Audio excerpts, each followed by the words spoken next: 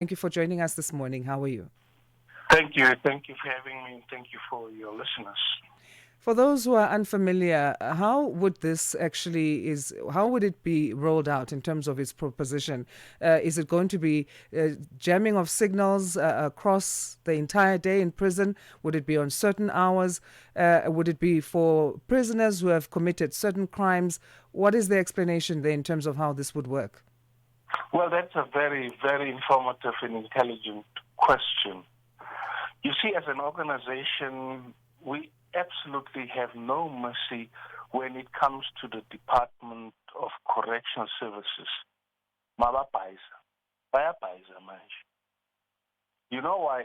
20 years ago, we started enlightening and talking about the cell phones that will end up in prisons one way or the other for the wrong or the right reasons. We went to Parliament, we made presentations to the Portfolio Committee of Correctional Services. That is almost 20 years ago when we were still in good books with the ANC-led government. And they did absolutely nothing because we told them that this is a gadget which comes with the information technology revolution. Countries that are developed, that are civilized, that are matured democracies has overcome the issue of calling a cell phone a contraband behind bars.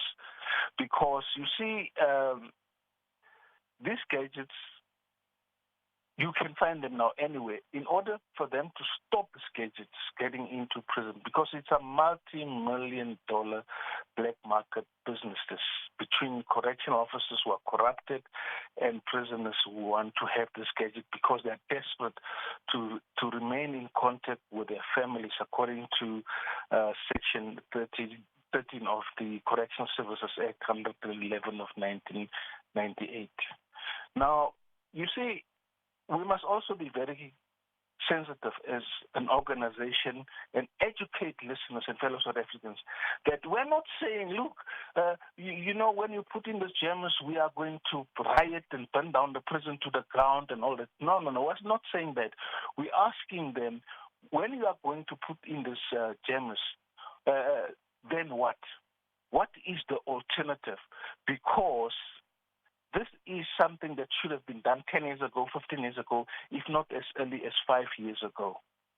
We are saying as an organization, until such time, they are going to think openly and very sober, these people who are in charge, not only of the Department of Correctional Services, but government, to have a discussion with the different telephone communication service providers, Telkom, Cell C, MTN, and Vodacom, to sit down with them and work out a strategy how these cell phones could be, go and be legalized, constitutionalized and legislated, and use it for the purpose of keeping in touch with community members and with your families. Those who want to use them for furthering criminal activities, they are all by themselves. We as an organization distance ourselves from them, and if they could be found, and it is proven beyond reasonable doubt, we as an organization can even go to court and be a friend of the court to deal with those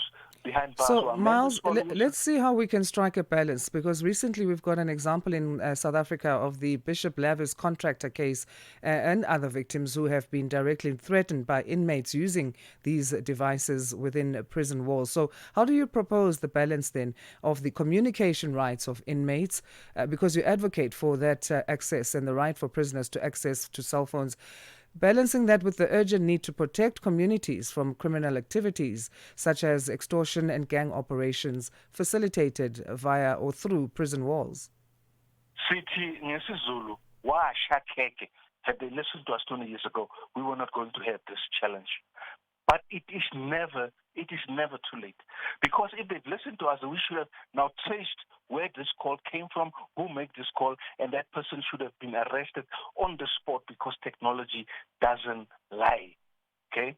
I am saying from where I'm standing, I'm a prisoners' rights activist in good standing.